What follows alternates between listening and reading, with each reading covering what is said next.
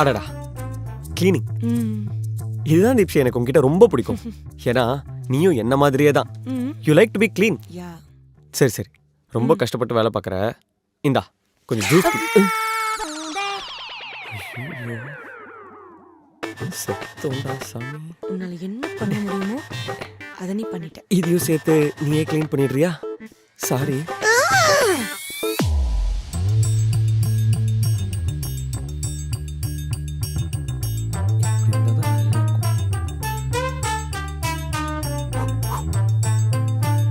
ஹே ஆகாஷ், எங்க இருக்க அது? Thank you. Hey, what did you just do? What did you just do?